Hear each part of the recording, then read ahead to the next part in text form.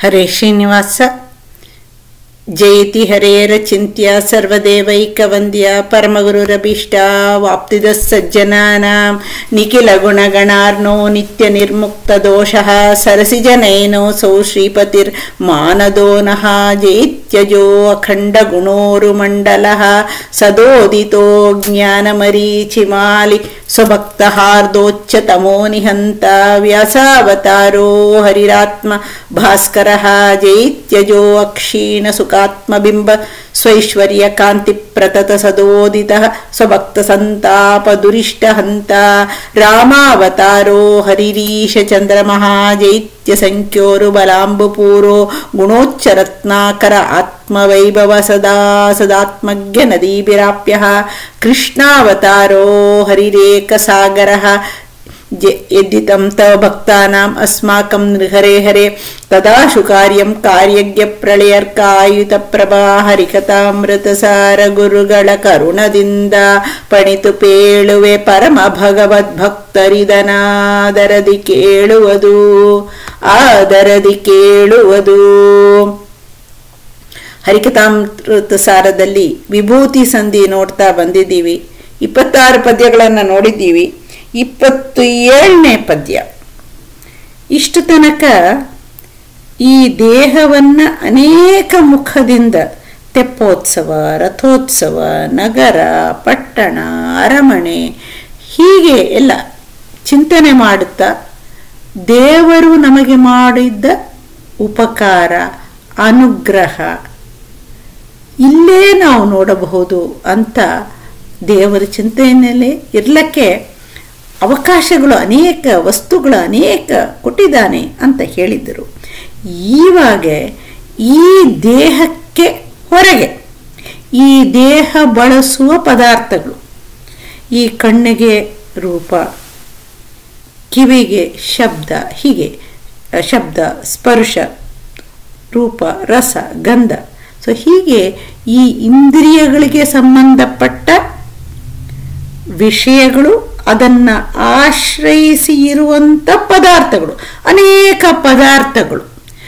ಈ ಪದಾರ್ಥಗಳು ನಮ್ಮ ಮನೆಯಲ್ಲಿನೂ ಇರುತ್ತೆ, ಅಂಗಡಿಯಲ್ಲಿನೂ ಇರುತ್ತೆ. ಅಂದ್ರೆ ನಾವು ಸಂಪಾದಿಸಿದ ಅಥವಾ ನಮ್ಮ ವಶ ಅಂತ ಇರುವಂತ, ನಮ್ಮ ಮನೆಯಲ್ಲಿ ಇರುವಂತ ಪದಾರ್ಥಗಳು ನಮ್ಮದು ಅಂತ.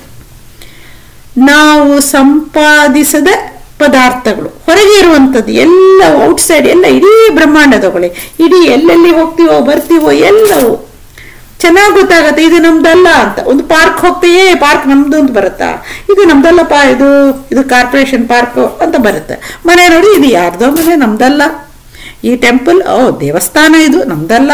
ಸೊ ಅನೇಕ ಪದಾರ್ಥಗಳು, ದೊಡ್ಡ ದೊಡ್ಡ ಇಲ್ಲ, ಸಣ್ಣ ಸಣ್ಣ ಪದಾರ್ಥಗಳು, ಅದು ಯಾವುದು ನಮ್ದಲ್ಲ ಅಂತ ನಮ್ಗೆ ಗೊತ್ತಾಗತ್ತೆ. ಅಂದ್ರೆ ಇಲ್ಲಿ ಒಂದು ವಿಶೇಷ ಮಾನಸ ಪೂಜೆ ಬಗ್ಗೆ ಇಷ್ಟು ತನಕ ಹೇಳೋದು ಮಾನಸ ಪೂಜೆನೇ ಆಗತ್ತಲ್ಲ. ಮನಸ್ಸಲ್ಲಿ ದೇವರು ಮಾಡಿದ ಉಪಕಾರದ ಸ್ಮರಣೆಗಳು. ಮಾನಸ ಪೂಜೆಯಲ್ಲಿ ನಮ್ಮದೇ ಆದ ಪದಾರ್ಥವನ್ನ ಬಳಸೋದು ಮಾತ್ರ ಅಲ್ಲದೆ, ನಮ್ಮದು ಅಲ್ಲದ ನಮ್ಮದೇ ಆದ ಪದಾರ್ಥವೋ ಇಷ್ಟು ತನಕ ನೋಡಿದ್ದು ಇದು ನನ್ನದಲ್ಲ, ಈ ದೇಹ ನನ್ನದಲ್ಲ ಅಂತ ನನ್ನದು ಎಂಬುದು ಮಿಥ್ಯಾಜ್ಞಾನ. ದೇವರದ್ದು ಎಂಬುದು ಸ್ವಲ್ಪ ಕಷ್ಟ ಆಗತ್ತಲ್ಲಿ. ಆದರೆ ಮಾನಸ ಪೂಜೆಯಲ್ಲಿ ನಮ್ಮದು ಅಲ್ಲದ ಪದಾರ್ಥಗಳು ಸಮರ್ಪಣೆ ಮಾಡಲಿಕ್ಕೆ ಬರುತ್ತೆ. ನಾವು ಬಾಹ್ಯ ಪೂಜೆಯಲ್ಲಿ ನಮ್ಮ ಮನೆಯಲ್ಲಿ ತುಳಸಿ ಇಲ್ಲ, ಹೂ ಇಲ್ಲ, ಪಕ್ಕದ ಮನೆಯಲ್ಲಿ ಸಿಕ್ಕಾಪಟ್ಟೆ ಇದೆ, ಹೋಗಿ ಕದ್ದು ಅದು ದೇವರಿಗೆ ಮಾಡಿದ ಪಾಪ, ಅಪರಾಧ ಆಗತ್ತದು, ಕದ್ದ ಪಾಪ ಬರುತ್ತೆ. ಆದರೆ ಮಾನಸ ಪೂಜೆಯಲ್ಲಿ ಹಾಗಲ್ಲ. ಮಾನಸ ಪೂಜೆಯಲ್ಲಿ ಪಕ್ಕದ ಮನೆಯಲ್ಲಿ ಹೂ, ಹಣ್ಣು ಏನೇನೆಲ್ಲ ಇದೆಯೋ ಅದು ನಾವು ಸಮರ್ಪಣೆ ಅಂದ್ರೆ ಮಾನಸ ಸಮರ್ಪಣೆ ಅಂದ್ರೆ ಅಲ್ಲಿ ಪಕ್ಕದ ಮನೆಯಲ್ಲಿ ನಾವು ನೋಡುವಂತ ಆ ಪದಾರ್ಥಗಳು ಏನು, ಹೂ ಇದೆಯಾ ಅವ್ರ ಮನೆಯಲ್ಲಿ ಪಾರಿಜಾತ ಹೂ ಇದೆಯಾ, ಮಲ್ಲಿಗೆ ಹೂ ಇದೆಯಾ, ತುಳಸಿ ಚೆನ್ನಾಗಿದೆಯಾ, ಇದು ದೇವರು ಮಾಡಿದ್ದು. ದೇವರು ಆ ಮಣ್ಣಲ್ಲಿ ಅದನ್ನ ಅವನು ವ್ಯಕ್ತ ಮಾಡಿದ್ದಾನೆ, ಅವರಲ್ಲಿ ಅದು ಏನೋ ಇದ್ದು ಅದು ಮಾಡಿಸಿದ್ದಾನೆ. ಇದು ದೇವರದ್ದು, ದೇವರು ದೇವರದ್ದು. ದೇವರು ಸೃಷ್ಟಿ ಮಾಡಿದ್ದು ಮಾತ್ರ ಅಲ್ಲ, ದೇವರು ತನ್ನ ವಿಶೇಷ ರೂಪಗಳಿಂದ, ವಿವಿಧ ರೂಪಗಳು, ಒಂದರಿಂದ ಒಂದು, ತುಳಸಿ ಶ್ರೇಷ್ಠ, ಮಲ್ಲಿ ಹೂ, ತಾವರೆ ಹೂ, ಹೀಗೆ ಬಹುಚಿತ್ರ ಜಗತ್ತು ಅಂತ ಹೇಳ್ತಾರೆ. ಹಾಗೆ ಇವು ದೇವರ ಸೃಷ್ಟಿ. ದೇವರು ಸೃಷ್ಟಿ ಮಾಡಿ ಅದರಲ್ಲಿ ತಾನೇ ಪ್ರವೇಶ ಮಾಡೋ ವಸ್ತುವಲ್ಲಿ ಕೆಲವಲ್ಲಿ ತನ್ನ ವಿಶೇಷ ವಿಭೂತಿ ರೂಪಗಳನ್ನು ಇಟ್ಟು ಅದನ್ನು ಶ್ರೇಷ್ಠ ಸ್ಥಾನಮಾನವನ್ನು ಕೊಟ್ಟಿದ್ದಾನೆ. ಇದು ಅವನ ವ್ಯಾಪಾರ. ಹೀಗೆ ತಿಳಿಯೋದು ಇದೇ ಮಾನಸ ಪೂಜೆ. ಈ ಪೂಜೆ ಎಲ್ಲಿ ಬೇಕಾದ್ರೆ ಮಾಡ್ಬೋದು. ಇದು ಮಾಡೋದು ಸುಲಭ ಆಗತ್ತೆ. ಯಾಕಂದ್ರೆ ನನ್ನದು ಎಂಬುದೇ ಬರೋದಲ್ಲ, ನಾನು ನನ್ನದು ಇದು ಯಾವುದು ಬರೋದಿಲ್ಲ ನೋಡಿ. ಇದು ಇನ್ನೂ ಸುಲಭವೇ ಆಗತ್ತೆ ನಮಗೆ.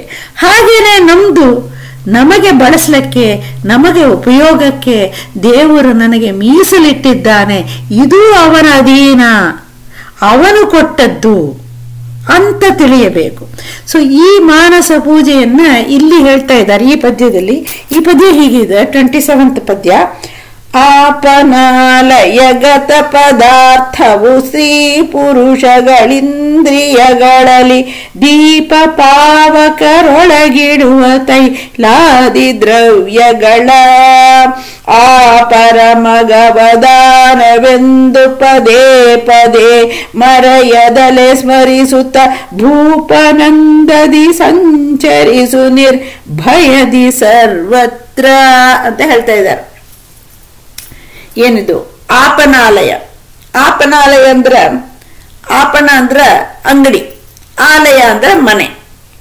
ಅಂದ್ರೆ ಅಂಗಡಿ ಅದು ನಮ್ದಲ್ಲ, ಅಂಗಡಿಯೂ ನಮ್ದಲ್ಲ, ಅಂಗಡಿಯಲ್ಲಿ ಇರುವಂತ ಪದಾರ್ಥಗಳು ನಮ್ದಲ್ಲ. ನಾವು ಸಂಪಾದಿಸದ ನಮ್ಮದ ಅಲ್ಲದ ಪದಾರ್ಥಗಳು, ಅದು ಭಗವಂತನೇ ಸೃಷ್ಟಿ ಮಾಡಿದ್ದಾನೆ. ಅಂಗಡಿಯವನು ಎಲ್ಲೋ ಹೋಗಿ ಅದು ದುಡ್ಡು ಕೊಟ್ಟು ಅದನ್ನ ಖರೀದಿ ಮಾಡಿ ತಂದು ಇಟ್ಟಿದ್ದಾನೆ ವ್ಯಾಪಾರ ಮಾಡ್ಲಿಕ್ಕೆ. ಅವನ ಸೃಷ್ಟಿಯಲ್ಲ, ಯಾವುದು ಯಾರ ಸೃಷ್ಟಿಯಲ್ಲ. ಕೊನೆಯಲ್ಲಿ ನೋಡಿದ ಈ ಮಣ್ಣು ಯಾರು ಸೃಷ್ಟಿ ಮಾಡಿದ್ರು, ನೀರು ಯಾರು ಕೊಟ್ಟರು, ಬಿಸಿ ಒಂದು ಸೂರ್ಯ ಚಂದ್ರ ಇದೆಲ್ಲ ಇಟ್ಟು ಯಾರು ಅದಕ್ಕೆ ಪುಷ್ಟಿ ಪೋಷಣೆಯನ್ನೆಲ್ಲ ಮಾಡಿದ್ರು. ಬೀಜ ಬಿತ್ತಿದ್ರೆ ಯಾರು ಅದನ್ನು ಹೊರಗೆ ಹಾಕಿದ್ರು. ಯಾಕೆ ಅದು ಆಗತ್ತೆ? ಎಲ್ಲ ದೇವರ ಸೃಷ್ಟಿ, ಕೊನೆಯಲ್ಲಿ ದೇವರೇ ಮಾಡಿದ್ದಾನೆ ಅಂತ ಗೊತ್ತಾಗತ್ತೆ. ಸೊ ಆಪಣಗತ, ಆಲಯಗತ. ಇನ್ನೊಂದು ಆ ಅಂಗಡಿಯಿಂದ ನಾವು ಕೊಂಡು ತಂದ ಪದಾರ್ಥ ಅದು ನಮ್ದು ಅಂತ ಆಗತ್ತೆ. ಆ ಪದಾರ್ಥ ಎಲ್ಲಿಂದ ನಮ್ದು? ಏನೋ ದೇವರು ಕೊಟ್ಟ ದುಡ್ಡು, ದೇವರು ಕೊಟ್ಟ ಬುದ್ಧಿ, ದೇವರು ಕೊಟ್ಟ ಶಕ್ತಿ ಇಂದ ನಾವು ತಂದಿದ್ದೀವಿ. ಅದು ಗೊತ್ತಾಯ್ತು, ಹೀಗೆ ಇಲ್ಲಿ ಇದು ಸಿಕ್ಕತ್ತಂದು ಗೊತ್ತಾಯ್ತು, ತಂದಿದ್ದೀವಿ. ಸೊ ಅದು ದೇವರ ಅಧೀನವೇ. ಸೊ ಆಪಣಗತ, ಆಲಯಗತ. ಅಥವಾ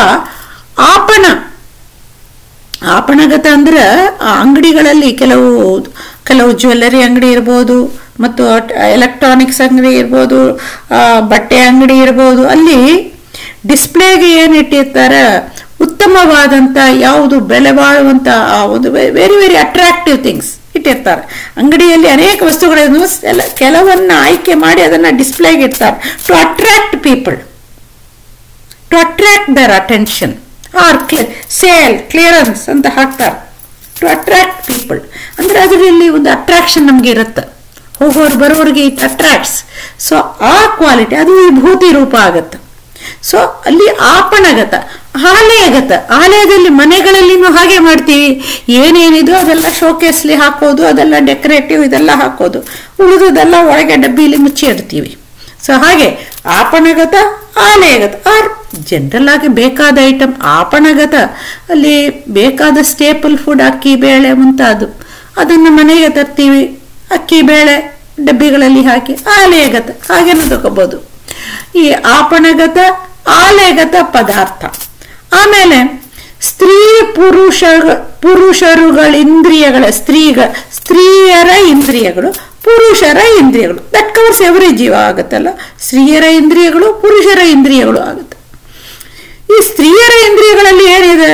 ಇಂದ್ರಿಯ ಅಂದ್ರೆ ಗೋಳಕ ಅಂತನೂ ತಗೋಬಹುದು. ಗೋಳಕ ಅಂದ್ರೆ ಕಣ್ಣು, ಕಿವಿ, ಆ ಕಿವಿ, ಮೂಗು, ಕಣ್ಣಿಗೆ ಒಂದು ಮೈ ಹಚ್ಚಿಕೊಳ್ತೀವಿ, ಕಣ್ಣಿಗೆ ಆಭರಣಗಳು, ಸ್ಪೆಕ್ಸ್ ಹಾಕೊಂಡು ಅದಕ್ಕೆ ಏನೇನೋ ಡೆಕೋರೇಟಿವ್ ಏನೇನೋ ಮಾಡ್ಕೊಳ್ತೀವಿ. ಡೆಕೋರೇಷನ್ಸ್ 108 ಇರುತ್ತಲ್ಲ. ಸೊ ಅದು ಇಂದ್ರಿಯಗಳಲ್ಲಿ ಇಡುವಂಥ ಒಂದು ಒಂದು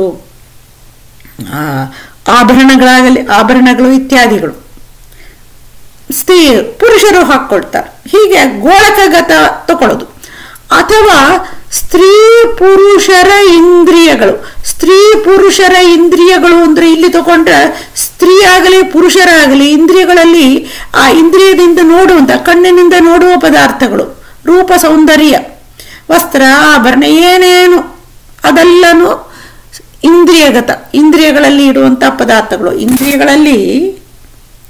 ಇಂದ್ರಿಯಗಳಲ್ಲಿ ಬೆಳಕಿರಬೇಕು, ದೀಪ ಇರಬೇಕು. ದೀಪ ಅಂದ್ರೆ ಏನು? ಅದು ಶಕ್ತಿ ಇರಬೇಕು. ಇಂದ್ರಿಯಕ್ಕೆ ಹೊರಗೆ ಆ ಪ್ರಕಾಶ ಇದೆ, ಕಣ್ಣಲ್ಲಿ ಶಕ್ತಿ ಲೈಟ್ ಇಲ್ಲ ಅಂದ್ರೆ ಅದು ಕಾಣೋದಿಲ್ಲ. ಸೊ ಕಣ್ಣಲ್ಲಿ ಪ್ರಕಾಶ ಇರಬೇಕು, ಕಣ್ಣಲ್ಲಿ ದೀಪ ಇರಬೇಕು. ಕಣ್ಣಲ್ಲಿ ಹೇಗೆ ನೋಡುವುದಕ್ಕೆ ದೀಪವೋ ಕಿವಿಯಲ್ಲಿ ಕೇಳುವುದಕ್ಕೆ ಆ ಒಂದು ಪ್ರಕಾಶ ಇರಬೇಕು. ಅದಕ್ಕೆ ಇಂದ್ರಿಯಗಳಿಗೇನೆ ದೀಪಕ್ಕೇನೆ ಹೋಲಿಸ್ತಾರೆ. ಆ ಶಕ್ತಿ ಸಾಮರ್ಥ್ಯ, ಅದು ಕೇಳುವ ಶಕ್ತಿ, ನೋಡುವ ಶಕ್ತಿ, ಉಣ್ಣುವ ಶಕ್ತಿ, ಮೂಸುವ ಶಕ್ತಿ. ಸೊ ಹೀಗೆ ಒಂದೊಂದಕ್ಕೆ ಅದೇ ಆದಂತ ಇರುತ್ತೆ. ಅದು ಒಂದು. ಅಥವಾ ಇನ್ನೊಂದು ಏನಂದ್ರೆ ಸ್ತ್ರೀ ಪುರುಷರು ಇಂದ್ರಿಯಗಳಿಗೆ ಅಂತ ಹೇಳಿದ್ದಾಗೆ ಆ ಇಂದ್ರಿಯ ಅಂದ್ರೆ ಇಲ್ಲಿ ಏನ್ ಬರುತ್ತೆ ಅಂದ್ರೆ ಆ ಇಂದ್ರಿಯಗಳನ್ನ ಪೋಷಣೆಗೊಳಿಸುವ ಪದಾರ್ಥಗಳು. ಕಣ್ಣಿಗೆ ಒಳ್ಳೆ ರೂಪ, ಒಳ್ಳೆ ದರ್ಶನ ಅದಾಗಬೇಕು. ಕಿವಿಗೆ ಅದಕ್ಕೆ ತಕ್ಕಂತೆ ಆ ಪದಾರ್ಥಗಳು, ಅದಕ್ಕೆ ಪೋಷಣೆ ಕೊಡುವಂತ ಆ ಪದಾರ್ಥಗಳು ಆ ಇಂದ್ರಿಯಗಳಿಗೆ, ಆ ಸ್ತ್ರೀ ಪುರುಷರ ಇಂದ್ರಿಯಗಳಿಗೆ ಅಂತ. ಸೊ ಅದು ಮಾತ್ರ ಅಲ್ಲ, ಆ ಇಂದ್ರಿಯಗಳು ದೀಪದಂತೆ ಬೆಳಗಿಸಿ ರೂಪ, ಒಂದೊಂದಕ್ಕೆ ರೂಪ, ರಸ, ಗಂಧ, ಸ್ಪರ್ಶ, ಶಬ್ದ ಮಾತ್ರ ಇಲ್ಲ, ಅದಕ್ಕೆ ಆಶ್ರಯವಾದಂತ ವಸ್ತುಗಳು, ಏನೇನು ವಸ್ತುಗಳು ಯಾವ ಸೆನ್ಸಸ್ಸಿಗೆ ಬರುತ್ತೋ ಅದನ್ನ ಅನುಭವಕ್ಕೆ ತಂದು ಕೊಡೋದು ಇಂದ್ರಿಯ ಪದಾರ್ಥ. ಸೊ ಇದಕ್ಕೆ ಶಾಸ್ತ್ರದಲ್ಲಿ ಉಪನಿಷತ್ತುಗಳಲ್ಲಿ ಇದನ್ನ ಇರೋದು ಎರಡೇ ಅಂತಾರೆ. ಉಣ್ಣುವವನು ಉಣ್ಣಲ್ಪಡುವ ವಸ್ತು, ಈಟರ್ ಅಂಡ್ ದ ಈಟಬಲ್. ಎರಡಲ್ಲಿನೂ ದೇವರು ನಿಂತಿರ್ತಾನೆ, ದೇವತೆಗಳನ್ನ ಇಟ್ಟಿರ್ತಾನೆ ಅಂತ ಹೇಳ್ತಾರೆ. ಹೇಗೆ ಅಂದ್ರೆ ಯಾವುದೇ ಕಣ್ಣು ಗ್ರಹಣ ಮಾಡುತ್ತೆ. So it is the eater. ಗ್ರಹಣ ಮಾಡುವ ಆ ರೂಪವನ್ನು ಆಶ್ರಯಿಸಿ ಇರುವಂತ ಪದಾರ್ಥಗಳು, ಬಹುಚಿತ್ರ ಜಗತ್, ಅನೇಕ ಪದಾರ್ಥಗಳು, ಅದನ್ನ ಕಣ್ಣು ಗ್ರಹಣ ಮಾಡುತ್ತೆ. ಅಂದ್ರೆ ಏನಾಯ್ತು? Eater is the I, eatable is ಅದು ಕಣ್ಣು ಮುಂದೆ ಕಾಣುವಂತ ಅನೇಕ ಪದಾರ್ಥಗಳು. ಹಾಗೇನೆ ಕಿವಿ ಗ್ರಹಣ ಮಾಡುತ್ತೆ ಶಬ್ದ. ಆ ಶಬ್ದ ಏನಾಗತ್ತೆ? ಅನೇಕ ಶಬ್ದಗಳು ಅನೇಕ ರೀತಿಯಾಗಿರುತ್ತಲ್ಲ, ಒಬ್ಬೊಬ್ಬರು ಧ್ವನಿಗಳು ಒಂದೊಂದು ಅದು ಎಲ್ಲವೂ ಈಟಬಲ್ ಆಗತ್ತೆ. ಅದನ್ನ ಗ್ರಹಣ ಮಾಡುತ್ತೆ, ಗ್ರಹಿಸುವ ಪದಾರ್ಥ, ಗ್ರಹಣ ಮಾಡುವ ಇಂದ್ರಿಯಗಳು. ಸೊ ಇದು ಈಟರ್ ಅಂಡ್ ಈಟಬಲ್ ಆಗುತ್ತೆ. ಒಂದೊಂದು ಹೀಗೆ ಇರುತ್ತೆ. ಅಲ್ಲಿ ದೇವತೆಗಳೆಲ್ಲ ನಿಂತಿರ್ತಾರಂತೆ. ಅಗ್ನಿಯನ್ನ ಹೇಳುವಾಗ ಹೇಳ್ತಾರೆ, ಅಗ್ನಿ ಇಸ್ ದ ಈಟರ್. ಏನ್ ಹಾಕಿದ್ರು ತಿಂದು ಬಿಡುತ್ತೆ. ಅದಕ್ಕೆ ಅಗ್ನಿ ಮುಖ. ದೇವತೆಗಳು ಅಗ್ನಿ ದ್ವಾರ ತಗೊಳ್ತಾರೆ ಅಂತ ಒಂದು ಹೇಳ್ತಾರೆ. ಅಗ್ನಿ ತಗೊಂಡ್ರೆ ಅದ್ರಲ್ಲಿ ಹಾಕುವ ಪದಾರ್ಥ ಏನು? ಅಗ್ನಿಯಲ್ಲಿ ಹಾಕುವ ಯಾವುದೇ ಪದಾರ್ಥಗಳು ನೀವು ತಗೊಂಡ್ರೆ ಅಂದ್ರೆ ಒಳ್ಳೆ ನೈವೇದ್ಯ ಪದಾರ್ಥಗಳು, ಅದು ಸೋಮನಿಂದ ಆದದ್ದು.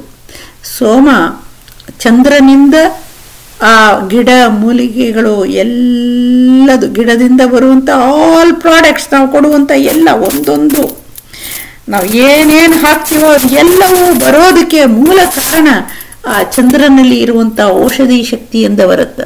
ಅದಕ್ಕೆ ಹೇಳ್ತಾರೆ ಚಂದ್ರನೇ ಈಟಬಲ್ ಆಗ್ತಾನ ಅಂತ ಹೇಳ್ತಾರೆ. ಚಂದ್ರನಿಂದ ಬಂದ ಅನ್ನದಿಂದ ಎಲ್ಲ ಎವ್ರಿಥಿಂಗ್. ಸೊ ಇದು ಎರಡೇ ಇರುವಂಥದ್ದು. ಅಗ್ನಿ ಸೋಮಾಭ್ಯಾಂ ಸ್ವಾಹ ಅಂದ್ರೆ ಅಗ್ನಿ ಸೋಮ ಇವರಿಬ್ಬರೇ ಈಟರ್ ಅಂಡ್ ದ ಈಟಬಲ್. ಅಲ್ಲಿ ಅದೇ ಹೆಸರಿನಿಂದ ನಿಂತು ಭಗವಂತ ಮಾಡಿಸ್ತಾನಂತ. ಸೊ ಹೀಗೆ ಎಲ್ಲ ಕಡೆನೂ ಭಗವಂತ. ಇದು ತಿಳಿಯೋದು ಏನು ಅಂದ್ರೆ ಈ ಕಡೆ ಆ ಕಡೆ ಎಲ್ಲ ಕಡೆನೂ ಭಗವಂತ ಇದ್ದಾನೆ. ಇದರ ಏನು ಪ್ರಯೋಜನ ಅಂತ ಹೇಳ್ತಾರೆ. ಒಂದು ಎಕ್ಸಾಂಪಲ್ ಕೊಡ್ತಾರೆ ಶಾಸ್ತ್ರಕಾರರು. ಇವಾಗ ನೋಡಿ, ಕೆಲವು ಪದಾರ್ಥಗಳು ಇದು ಹೇಳ್ತಾರೆ, ನಮ್ಗೆ ಇದು ಏನು ಅಂತ ಅಷ್ಟು ಅರ್ಥ ಆಗೋದಿಲ್ಲ. ಸಮ್ ಪಾಯ್ಸನಸ್ ಥಿಂಗ್ಸ್, ಅದಕ್ಕೆ ಹೇಳ್ತಾರೆ ಪಾಷಾಣ, ವತ್ಸನಾಭಿ ಅಂತ, they are all potent, poison potent ಆಗಿರುವಂಥದ್ದು. ಅದು ವೈದ್ಯಶಾಸ್ತ್ರದಲ್ಲಿ ಅದನ್ನ ಏನು ಮಾಡ್ತಾರಂದ್ರೆ, ಈ ಪಾಯ್ಸನಸ್ ಥಿಂಗ್ಸ್, ಲೀಚ್ ಎಲ್ಲ ಆ ಕಾಲದಲ್ಲಿ ಯೂಸ್ ಮಾಡ್ತಾ ಇದ್ರಲ್ಲ, ಈ ಪಾಯ್ಸನಸ್ ಥಿಂಗ್ಸ್ ಎಲ್ಲ ಒಂದು ರೀತಿಯಿಂದ ನನ್ನ ಶುದ್ಧಿ, ಇವಾಗ ನಾವು ಹಾಕೊಳ್ತೀವಲ್ಲ ವ್ಯಾಕ್ಸಿನ್ಸ್ ಅಂತ, similar crudely put it. So ಅಲ್ಲಿ ಇರುವಂತ whatever is a poisonous things, measles vaccine ಹಾಕೊಳ್ತೀವಿ. So whatever is suppose to be poison, ಅದನ್ನ ಆರ್ ಸಮ್ ಪ್ರಾಸೆಸ್ನಿಂದ ಶುದ್ಧೀಕರಣ ಮಾಡಿದಾಗ ಏನಾಗತ್ತೆ, they themselves cure disease. The ones in the raw form they can kill you. ಅದನ್ನೇ process purify ಮಾಡಿ ಒಂದು ರಸಾಯನ ಮೂಲಕವಾಗಿ ಅವ್ರಿಗೆ ಆ ವೈದ್ಯ ಔಷಧಿ ಇದರಲ್ಲಿ ಮಾಡೋರಿಗೆ ಅದು ಗೊತ್ತಿರುತ್ತೆ. ಇವಾಗಲೂ ಸೈನ್ಸ್ಲಿ ಹೇಳ್ತೀವಲ್ಲ, ಅನೇಕ ಮೆಡಿಸಿನ್ಸ್ ಅದ ಹಾಗೆಲ್ಲ ಹೇಳ್ತಾರಲ್ಲ. ಸೊ ಅದು ಆಯುರ್ವೇದದಲ್ಲಿ ಇನ್ನೂ ಜೋರಾಗೇ ಇರುತ್ತೆ. ಅದು ಪ್ರಾಚೀನ ಆಯುರ್ವೇದದಲ್ಲಿ ಅದನ್ನು ವತ್ಸನಾಭಿ, ಪಾಷಾಣ, they are full of poison. ಅದನ್ನು ಶುದ್ಧೀಕರಣ ಮಾಡಿದರೆ ಅದು ಏನಾಗತ್ತಂದ್ರೆ, ಅದು ಆ ಒಂದು ರೋಗಗಳನ್ನು ಅದು ಗುಣ ಮಾಡಿಸುತ್ತಂತ. ಸೊ ಹಾಗೇನೆ ಅಂತ ಇಲ್ಲಿ ಹೇಳ್ತಾರೆ. ಇಲ್ಲಿ ಏನು, ನಾವು ಎಲ್ಲವನ್ನೂ ತಗೊಳ್ತೀವಿ, ಕಣ್ಣಿನಿಂದ ನೋಡ್ತೀವಿ, ಕಿವಿಯಿಂದ ಕೇಳ್ತೀವಿ, ಎಲ್ಲ ಮಾಡ್ತಾ ಇದ್ದೀವಿ. They are all like poison ಅಂತಾರೆ. ಏನು ಪಾಯ್ಸನ್? ಇಲ್ಲಿ ಪಾಯ್ಸನ್ ಅಂದ್ರೆ ಏನು ಅಂದ್ರೆ ಸಂಸಾರಕ್ಕೆ ಕಾರಣ ಆಗತ್ತೆ. ಯಾಕೆಂದ್ರೆ ದೇವರನ್ನ ಮರೆತು ಮಾಡುವಂಥದ್ದು. ನಾವು ಮಾಡುವುದು ಎಲ್ಲವೂ ದೇವರನ್ನ ಮರೆತು ಬಿಡ್ತೀವಿ. ಅದನ್ನ ಕೊಟ್ಟ ದೇವರನ್ನ ಮರೀತೀವಿ. ರೂಪವನ್ನ ಕೊಟ್ಟ ದೇವರು, ರೂಪದಕ್ಕೆ ಆಶ್ರಯವಾದಂತಹ ಪದಾರ್ಥಗಳು, ಎಷ್ಟು ಪದಾರ್ಥಗಳು, ದೇವರ ನೆನಪು ಬರೋದೇ ಇಲ್ಲ ಕಿವಿಯಿಂದ ಕೇಳ. ಸೊ ದೇವರ ನೆನಪು ಎಂಬುದು ಇದು ವಿಷಯ ಪದಾರ್ಥಗಳು. ಅದೇ ಹೇಳ್ತಾ ಇರ್ತಾರೆ ಗೀತೆಯನ್ನು, ಇದು ವಿಷ ಆಗತ್ತೆ. ಸಂಸಾರ ಎಂಬೋ ವಿಷವನ್ನ ಕೊಟ್ಟು ಸಂಸಾರದಲ್ಲೇ ಅಂದ್ರೆ, ಯಾಕೆ ವಿಷ ರೀ ಅದು ಅಂದ್ರೆ, ಸುಖ ಆದ್ಮೇಲೆ ದುಃಖ. ಎಷ್ಟೆಷ್ಟು ಸುಖ ಒಂದು ಪದಾರ್ಥದಿಂದ ಬರುತ್ತೋ ಅದು ಒಂದು ದಿವಸ ಹೋಗಲೇಬೇಕು, ನಾವು ಅದನ್ನು ಬಿಟ್ಟು ಹೋಗ್ಬೇಕು. ದುಃಖ, ಎಷ್ಟು ಅಟ್ಯಾಚ್ಮೆಂಟ್ ಯಾರ ಮೇಲೆ ಇರುತ್ತೋ ಅವ್ರನ್ನ ಕಳ್ಕೊಂಡಾಗ ದುಃಖ. ಸೊ ಸಂಸಾರ ಎಂಬುದು ಇಷ್ಟೇ, ಎಷ್ಟು ಸುಖವೋ ಅಷ್ಟು ದುಃಖವನ್ನು ತಂದು ಕೊಡುವಂಥದ್ದು. ಸೊ ಆ ಎಲ್ಲವೂ ಸಂಸಾರಲ್ಲಿ ಇರಲೇಬೇಕು. ಈಜಬೇಕಂದ್ರೆ ಅದೇ ನೀರ್ಲಿ ನಾವು ಇರಬೇಕು. ನೀರ್ಲಿ ಇದ್ದೇ ಈಜಿ ಆಚೆಯನ್ನು ಮುಟ್ಟಬೇಕು ನಾವು. That's how it is. So ಇದನ್ನ ಮಾಡುವಾಗ ಈ ಒಂದು ವಿಷದಂತೆ ಇರುವಂತ ಈ ವಿಷಯವನ್ನ ನಮ್ಮ ಭವರೋಗವನ್ನ ವಾಸಿ ಮಾಡ್ಲಿಕ್ಕೆ, ಜಸ್ಟ್ ಲೈಕ್ ಹೌದ ಪಾಷಾಣ ವತ್ಸನಾಭಿ ಪೊಟೆನ್ಸಿ ತೆಗೆದು ಅದೇ ಒಂದು ರೋಗವನ್ನ ನಿವಾರಣೆ ಮಾಡುತ್ತೋ, ಹಾಗೇನೆ ಕೃಷ್ಣನೆಂಬ ವೈದ್ಯ ಅಂತ ಹೇಳ್ತಾರಲ್ಲ, ಗುಣವಾಯಿತು ಎನ್ನ ಭವರೋಗ ಅಂತ ಹೇಳ್ತಾರೆ. ಆ ದೇವರನ್ನ ತಂದಾಗ ದಟ್ ಪ್ಯೂರಿಫೈಸ್. ಇವಾಗ ದೇವರು ಕೊಟ್ಟದ್ದು ಅದೇ ರೂಪ, ಅದೇ ಎಲ್ಲವೂ, ಅದೇ ಶಬ್ದ, ಅದೇ ರೂಪ,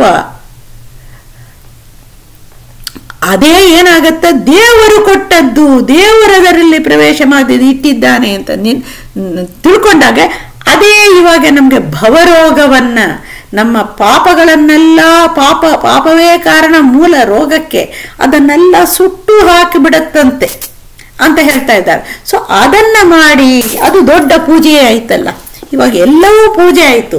ಒಳಗೆ ಇರುವಂತ ದೇವರಿಗೆ, ಅಲ್ಲಿ ಇರುವಂತ ವಸ್ತುವಲ್ಲಿ ಇರುವಂತ ದೇವರು, ಈ ದೇವರಿಗೆ ಕೊಟ್ಟಂತೆ ಆಗತ್ತ. ಈ ಚಿಂತನೆ ದೇವತೆಗಳು ಮಾಡ್ತಾ ಇರ್ತಾರೆ, ಋಷಿ ಮುನಿಗಳು ಮಾಡಿದ್ದಾರೆ, ದಾಸರು ನಮ್ಗೆ ಹೇಳ್ತಾ ಇದ್ದಾರೆ ಅಂತ ನಾವು ನೋಡಿಲ್ಲ, ಕೇಳಿಲ್ಲ. ಅವರು ಅನುಭವದಿಂದ ಕಂಡುಕೊಂಡ ಆ ಸತ್ಯವನ್ನ ಮಕ್ಕಳಾದ ನಮಗೆ ಹೇಳ್ಕೊಡ್ತಾ ಇದ್ದಾರೆ. ಅದೇ ಹೇಳ್ತಾರೆ. ಸೊ ಹೀಗೆ ಸ್ತ್ರೀ ಪುರುಷರುಗಳ ಇಂದ್ರಿಯಗಳಲ್ಲಿ, ಅವರ ಇಂದ್ರಿಯಗಳಲ್ಲಿ ನಾವು ಅಂದ್ರೆ ನಮ್ಮ ಇಂದ್ರಿಯಗಳಲ್ಲಿ ನಾವು ಬಳಸುವ ಪದಾರ್ಥ, ಮತ್ತು ಮನೆಯಲ್ಲಿ ಆಗಬೇಕಲ್ಲ, ಮನೆಯಲ್ಲಿ ದೀಪ ಪ್ರಜ್ವಲನೆ ಆಗಬೇಕು. ದೀಪ ಪ್ರಜ್ವಲನೆ ಮಂತ್ರ ಪೂರ್ವಕವಾಗಿ ನಾರಾಯಣ ಮಂತ್ರ ಗೊತ್ತಿಲ್ವಾ, ನಾರಾಯಣ ಅಂತಾನೆ ಅನ್ನಿ, ನಾರಾಯಣ ಕೃಷ್ಣ ನಾರಾಯಣ ಇದೇ ಮಂತ್ರ ಆಗತ್ತೆ. ರಾಮ ಮಂತ್ರ, ಕೃಷ್ಣ ಮಂತ್ರ ಇದೇ ಆಗತ್ತೆ. ಅಂದ್ರೆ ಅಧಿಕಾರ ಇರೋರು ಆಯಾ ಮಂತ್ರಗಳನ್ನು ಬಳಸಬೇಕು. ಅಧಿಕಾರ ಇಲ್ಲದವರು ಬರೀ ನಾಮಸ್ಮರಣೆಯಿಂದಲೇ ಅದನ್ನು ಹಚ್ಚಬಹುದೇ? ಈ ಚಿಂತನೆಯಿಂದ ಮಂತ್ರಪೂರ್ವಕವಾಗ ದೀಪ ಪ್ರಜ್ವಲನೆ. ಅದಕ್ಕೆ ಏನ್ ಬೇಕು? ಎಣ್ಣೆ ಹಾಕಬೇಕು. ಅದಕ್ಕೆ ಹೇಳ್ತಾ ದೀಪ. ಪಾವಕ ಅಂದ್ರೆ ಅಗ್ನಿ. ಅಗ್ನಿಯಲ್ಲಿ ನಮ್ಮ ಮನೆಗಳಲ್ಲಿ ಹೋಮ ಯಜ್ಞ ಮಾಡಬೇಕು. ಆವಾಗ ಅದಕ್ಕೆ ಸಮಿದೆ, ಕಟ್ಟಿಗೆ ಮತ್ತು ತುಪ್ಪ, ಆಹುತಿ ಇದೆಲ್ಲ ಮಠದಲ್ಲಿ ನಾವು ನೋಡ್ತೀವಿ, ಅದೆಲ್ಲ ಹಾಕ್ತಾರೆ. ಅಲ್ಲಿ ಹೇಳ್ತಾರೆ ದೀಪ ಪಾವಕರೊಳಗಿಡುವ ತೈಲ ಆದಿ ದ್ರವ್ಯಗಳು. ಪಾವಕ ಅಂದ್ರೆ ಅದು ಯಜ್ಞದಲ್ಲಿ ಅಗ್ನಿ, ಪ್ಯೂರಿಫೈಯರ್ ಅದು. ಅಥವಾ ನಮ್ಮನೆ ಸ್ಟವ್, ಅದು ಪಾವಕನೇ, ಬೇರೆ ರೂಪದಿಂದ ಇದೆ. ಅಲ್ಲಿ ಹಾಕುವಂತ ದ್ರವ್ಯಗಳು, ಒಲೆ ಹಚ್ಚಿ ಅಲ್ಲಿ ಅಡಿಗೆ ಎಲ್ಲ ಮಾಡ್ತೀವಲ್ಲ ಆ ದ್ರವ್ಯಗಳು. ದೀಪ ಪಾವಕರೊಳಗೆ ಇಡುವ ತೈಲಾದಿ ದ್ರವ್ಯಗಳು. ಸೊ ಇದು ಎಲ್ಲವೂ ಏನ್ ಹೇಳ್ತಾ ಇದ್ದಾರೆ? ಇಡುವ ತೈಲಾದಿ ದ್ರವ್ಯಗಳು.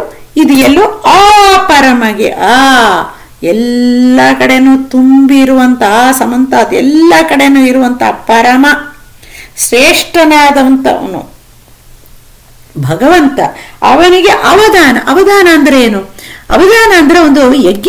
ಅವಧಾನ ಅಂದ್ರೆ ಸಮರ್ಪಣೆ, ಅರ್ಪಣೆ, ನೈವೇದ್ಯ ಅಂತ. ಇದು ಯಜ್ಞದಲ್ಲಿ ಬಳಸ್ತಾರೆ. ಯಜ್ಞದಲ್ಲಿ ಆ ಕಾಲದಲ್ಲಿ ಏನು ಅಂದ್ರೆ, ಆ ಕಾಲ ಎಲ್ಲ ಈ ಕಾಲದಲ್ಲೇನು, ಯಜ್ಞದಲ್ಲಿ ಇಂಥ ಕಟ್ಟಿಗೆಗಳನ್ನೇ ಹಾಕಬೇಕು, ಸಮಿತ್ತು ಅಂತಾನೆ ಹೇಳ್ತಾರೆ. ಆ ಕಟ್ಟಿಗೆಯಲ್ಲಿ ಈ ದ್ರವ್ಯಗಳನ್ನು ಹಾಕಬೇಕು. ದ್ರವ್ಯವನ್ನು ಹಾಕುವಾಗ ಹಾಗೆ ತಂದು ಹಾಗೆ ಬೊಗಿಸೋದಿಲ್ಲ. ಆ ಪಾತ್ರೆಯಿಂದ ಇನ್ನೊಂದು ಪಾತ್ರೆಗೆ ಅದನ್ನು ಟ್ರಾನ್ಸ್ಫರ್ ಮಾಡ್ಕೊಳ್ತಾರೆ. ಪಾತ್ರೆಗಳೆಲ್ಲ ನೀವು ನೋಡ್ತೀರಲ್ಲ ಮಠಗಳಲ್ಲಿ, ಅದೆಲ್ಲ ಶುದ್ಧೀಕರಣ ಮಾಡಿ ಒಂದು ಪಾತ್ರೆಯಿಂದ ಇನ್ನೊಂದು ಪಾತ್ರೆಗೆ ಟ್ರಾನ್ಸ್ಫರ್ ಮಾಡ್ಕೊಳ್ತಾರೆ. ಆಮೇಲೆ ಯಾವ ಪಾತ್ರೆಯಲ್ಲಿ ಟ್ರಾನ್ಸ್ಫರ್ ಮಾಡ್ಕೊಂಡಿದ್ದಾರೋ ಅದನ್ನ ಕೈಯಲ್ಲಿ ಎತ್ತುಕೊಂಡು ಅದನ್ನ ಆ ಒಂದು ಬೆಂಕಿಯಲ್ಲಿ ಆಹುತಿ ಆಗಿ ಕೊಡ್ತಾರೆ. ಅದನ್ನ ಅವಧಾನ ಅಂತಾರೆ. ಅವಧಾನ ಅಂದ್ರೆ ಅವದಾನ. ದಾನ ಅಂದ್ರೆ ಏನು? ಕೊಡೋದು. ಕೊಡೋದು ಅಂದ್ರೆ ಇದು ನನ್ನದಲ್ಲ, ಇದಂ ನಮಮ, ನನ್ನದಲ್ಲ ನಿನ್ನದು. ನನ್ನದಲ್ಲ ಅಂದ್ರೆ ಯಾವ್ದು? ಅವನದು. ಅವ ಅಂದ್ರೆ ರಕ್ಷಣೆ ಮಾಡುವವನು ಯಾರು? ಭಗವಂತ. ಓಂಕಾರ ಶಬ್ದ ವಾಚ್ಯನಾದವನು, ಅವಧಾತುವಿಂದಲೇ ಬಂದದೇ ಓಂ. ಸೊ ಅವನು ಕೊಟ್ಟದ್ದು ಅವನಲ್ಲೇ ಸಮರ್ಪಣೆ ಮಾಡ್ತಾರೆ. ಅವನದ್ದು ಅಂತ ತಿಳಿದು ಅವನಿಗೇ ಅರ್ಪಣೆ. ಕೆರೆಯ ನೀರನ್ನು ಕೆರೆಗೆ ಚೆಲ್ಲಿ, ಇದನ್ನೇ ಅವಧಾನ, ಸಮರ್ಪಣೆ, ಅರ್ಪಣೆ, ನೈವೇದ್ಯ, ಯಜ್ಞ ಇತ್ಯಾದಿ ರೂಪ ಹೆಸರಿನಿಂದ ಇದನ್ನ ಕರೀತಾರೆ. ಸೊ ಇದು ಭಗವಂತನಿಗೆ ಅರ್ಪಿತ. ಭಗವಂತನ ಅರ್ಪಿತ ಅಂದ್ರೆ ಅವನದ್ದು, ಅವನಿಗೆ ಕೊಡ್ತಾ, ಅವನದ್ದೇ ಅವನಿಗೆ ಕೊಡ್ತಾ ಇದ್ದೀನಿ. ಆ ಪರಮಗೆ ಅವಧಾನವೆಂದು ಪದೇ ಪದೇ ಮರೆಯದಲೆ, ಪದೇ ಪದೇ ಮರೆಯದಲೆ. ಅಂದ್ರೆ ಈ ಮಾನಸ ಪೂಜೆಯಲ್ಲಿ ಪದೇ ಪದೇ ಮಾಡ್ಲಿಕ್ಕಾಗತ್ತೆ. ಯಾಕೆಂದ್ರೆ ಕಣ್ಣು ಮುಂದೆ ಎರಡು ಪದಾರ್ಥಗಳು, ಒಂದು ನಮ್ದು, ಒಂದು ಪಕ್ಕದ ಮನೆಯದು, ಈ ಬ್ರಹ್ಮಾಂಡದಲ್ಲಿ ಇರೋದು ಎಲ್ಲವೂ ಆಗುತ್ತೆ. Actually that is not easier. ಯಾಕೆಂದ್ರೆ ಹೇಳಿದಂತೆ ಈ ಬ್ರಹ್ಮಾಂಡದಲ್ಲಿ ಬಹುಚಿತ್ರ ಜಗತ್ ಬಹುದಾಕರಣ, ಎಲ್ಲಿ ಬೇಕಾದ್ರೆ ಹೋಗಿ ವೆಕೇಶನ್ಗೆ ಹೋಗಿ ಅಲ್ಲಿ ಇರೋದೆಲ್ಲ ನೋಡಿ ಆವಾಗ ದೇವರ ನೆನಪು ಬಂತ, ಅದೇ ಒಂದು ಯಜ್ಞ ಆಗ್ಬಿಡತ್ತೆ. ದೇವರು ಮಾಡಿದ್ದು, ದೇವರ ಸೃಷ್ಟಿ ವಿಚಿತ್ರ ಸೃಷ್ಟಿಯಲ್ಲಿ ಇರುವಂತ ಇದು ದೇವರು ಮಾಡಿದ್ದು. ಇದನ್ನ ನೋಡ್ಲಿಕ್ಕೆ ನನಗೆ ಕಣ್ಣು ಕೊಟ್ಟಿದ್ದಾನೆ. ಈ ಮನಸ್ಸಲ್ಲಿ ಒಂದು ಆನಂದ ಬರುತ್ತೆ. ಇದು ನೋಡಿದ ಕಣ್ಣಿಗೆ ಒಂದು ಹಬ್ಬ. ಇದು ದೇವರದು ಅಂತ ದೇವರ ನೆನಪು ಬಂದ್ರೆ ಅದೇ ಪದೇ ಪದೇ ಮರೆಯದಲೆ ಸ್ಮರಿಸುತ್ತಾ ಅದು ಬಂದಾಗ you connect it with God. ಒಮ್ಮೆ ಅಭ್ಯಾಸ ಮಾಡ್ಕೊಂಡ್ರೆ ಈಸಿಯರ್ ಆಗ್ಬಿಡುತ್ತೆ. ಆವಾಗ ನೋಡಿ ಈ ಜಗತ್ತಲ್ಲಿ ಟೂರಿಸ್ಟ್ ನಾವು ಒಂದು ವೆಕೇಶನ್ ಸೈಟ್ ಸೀಯಿಂಗ್ ಹೋದಾಗ ನನ್ನದು ನನ್ನದು ನನ್ನದು, ಓ ಇದು this land is so beautiful, I want to own it ಅಂತ ಬರೋದೇ ಇಲ್ಲ. ಅದು ಅಸಾಧ್ಯ. It's not possible. ನಮ್ಗೆ ಅದು ಅನ್ಸೋದಿಲ್ಲ. We just enjoy it. ನಮ್ದಲ್ಲ ಅಂತ ಅಲ್ಲಿ ಬ್ಯಾಕ್ ಆಫ್ ದ ಮೈಂಡ್ ನಮ್ಗೆ ಇದು ನಂದಲ್ಲ, ಅಲ್ಲ ಅಲ್ಲ ಅಲ್ಲ ಅಂತ ಗೊತ್ತಾಗತ್ತ. ಯಾರ್ದು? ದೇವರು ಸೃಷ್ಟಿ. ಹಾಗೆ ಬರಬೇಕು. ಇಲ್ಲ ಇದು ಆ ಕಂಟ್ರಿದು, ಈ ಕಂಟ್ರಿದು ಇಲ್ಲ, ಅದು ದೇವರು ಮಾಡಿದ್ದು ಅಂತ ಬರಬೇಕು. ಈ ಕಂಟ್ರಿ ಆ ಕಂಟ್ರಿ ಅಂತ ಬರ್ಬೇಕು.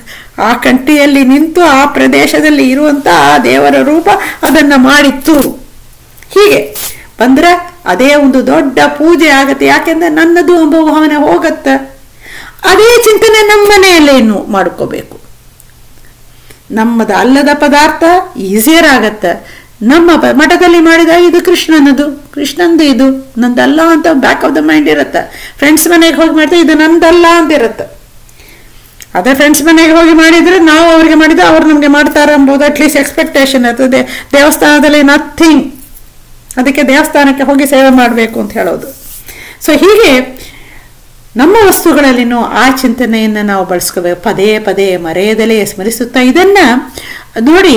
ಭೂಪನಂದಲ್ಲಿ ಸಂಚರಿಸುತ್ತಿರು ನಿರ್ಭಯದಿ ಸರ್ವತ್ರ. ಎಲ್ಲಿ ಹೋದ್ರೂ ನಿರ್ಭಯ. ಯಾಕೆ ನಿರ್ಭಯ? ಎಲ್ಲಿ ಹೋದನು ಏನು ಕಣ್ಣಿಗೆ, ಕಿವಿಗೆ, ಮೂಗಿಗೆ, ನಾಲಿಗೆಗೆ ಎಲ್ಲ ಕಡೆನೂ ಎಲ್ಲವೂ ಇಟ್ಟಿರ್ತಾನೆ. ಎಲ್ಲ ಇಂದ್ರಿಯಕ್ಕೇನೂ ಆಕರ್ಷಣೆ ಮಾಡುವಂಥ ಪದಾರ್ಥಗಳು ಇಟ್ಟಿರ್ತಾನೆ. ಆವಾಗ ಒಂದೊಂದು ಕಡೆನೂ ಸರ್ವತ್ರ. ಅದಕ್ಕೆ ಸೀಮಂತನಾಗಿ ಒಂದು ರಾಜನಂತೆ ಇರಬೇಕಾಗಿಲ್ಲ.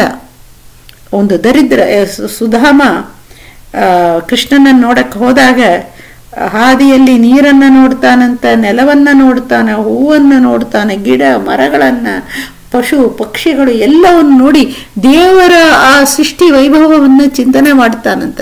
ಅದೇ ತಾನೇ ನಾವು ಮಾಡೋದು. ದೇವರ ಲಕ್ಷಣ ಸೃಷ್ಟಿಯಾದಿ ಅಷ್ಟಕರ್ತೃತ್ವವನ ಲಕ್ಷಣ, ಅದೇ ದೇವರು. ಆ ಲಕ್ಷಣ ಇರುವವನೇ ದೇವರು.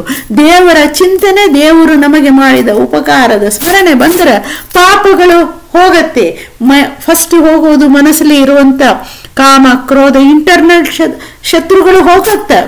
ಎಕ್ಸ್ಟರ್ನಲ್ ಭಯ ಇಲ್ಲ. ಯಾಕೆ? ದೇವರ ಚಿಂತನೆ ಮನಸ್ಸಕ್ಕೆ ದೇವರೇ ಅದನ್ನು ಕೊಡ್ತಾನೆ ನಮಗೆ. It gives us inner confidence. Confidence ಬಂದಾಗ ಡಿಫಿಡೆನ್ಸ್ ತಾನೇ ಹೋಗುತ್ತೆ. ಫುಲ್ ಹಾರ್ಡಿ ಡಿಫಿಡೆನ್ಸ್ ಇಲ್ಲ ಇಲ್ಲಿ, ಫುಲ್ ಹಾರ್ಡಿ ಕಾನ್ಫಿಡೆನ್ಸ್ ಇಲ್ಲ.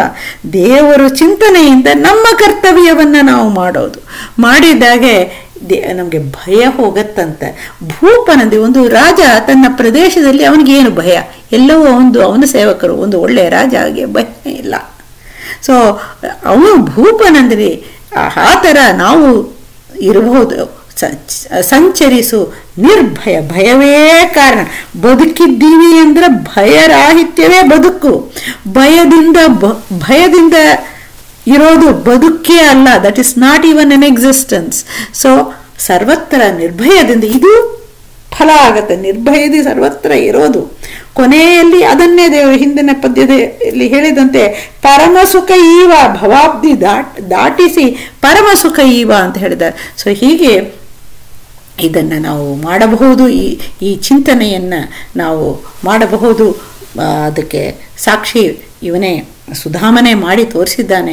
ಹೀಗೆ ನಮ್ಮದಲ್ಲದೇ ಇರೋದು ಎಲ್ಲ ಪದಾರ್ಥವು ದೇವರ ಅಧೀನ. ದೇವರು ಕೊಟ್ಟಿದ್ದು, ನಮ್ಮ ಸಾಧನೆಗೆ ಕೊಟ್ಟಿದ್ದು, ನಮ್ಮ ಪೂಜೆ ಅವನಿಗೆ ಪೂಜೆ ಮಾಡಲಿಕ್ಕೆ. ಪೂಜೆ ಅಂದರೆ ಏನು? ಗ್ರ್ಯಾಟಿಟ್ಯೂಡ್. ಅದನ್ನು ತೋರಿಸ. Because you have to be ಆ ಒಂದು ಕೃತಜ್ಞತೆ, ಆ ಒಂದು ಅನ್ಗ್ರೇಟ್ಫುಲ್ ಆಗಿರೋದು. ಅದಕ್ಕೆ ಪ್ರಾಯಶ್ಚಿತ್ತವೇ ಇಲ್ಲ ಅಂತ ಹೇಳ್ತಾರೆ. ಹಾಗಿರೋವಾಗ ದೇವರು ಮಾಡಿದ ಉಪಕಾರವನ್ನು ಮರೆಯೋದು ದೊಡ್ಡ ತಪ್ಪಾಗಿಬಿಡುತ್ತೆ. ಅದಕ್ಕೆ ಎಲ್ಲ ಕಡೆ ಇದು ಸ್ವಲ್ಪ ಇನಿಷಿಯಲಿ ಪ್ರಯತ್ನ ಸ್ವಲ್ಪ ಮಾಡ್ತಾ ಇದ್ರೆ ಇಟ್ ಬಿಕಮ್ಸ್ ಸೆಕೆಂಡ್ ನೇಚರ್ ಆಗಿಬಿಡೆ. ಎಲ್ಲಿ ಒಳ್ಳೆ ವಸ್ತು ನೋಡಿದಾಗಲೂ ದೇವರ ಚಿಂತನೆ ಬರಲಿಕ್ಕೆ ಅವನೇ ಮಾಡಿಸ್ತಾನೆ. ಇದನ್ನು ಗುರುಗಳ ಮೂಲಕವಾಗಿ ಹಿಂದಿನ ಪದ್ಯದಲ್ಲಿ ನೋಡಿದ್ದೀವಿ. ತನ್ನವರಿಂದೊಡಗೂಡಿ, ಇಲ್ಲಿನೂ ತನ್ನವರಿಂದೊಡಗೂಡಿನೇ ಇಟ್ಕೋಬೇಕು. ಸೊ ಹೀಗೆ ಮಾಡ್ತಾ ನಮ್ಮಲ್ಲಿ ಕೃಷ್ಣಾರ್ಪಣಮಸ್ತು. ಹರೇ ಶ್ರೀನಿವಾಸ. ಅರವಿಂದ್ ಅವರೇ, ಅಜಿತ್ ಅವರೇ, ಅಮರ್ ಅವರೇ, ತುಂಬ ಧನ್ಯವಾದಗಳು. ಹರೇ ಶ್ರೀನಿವಾಸ.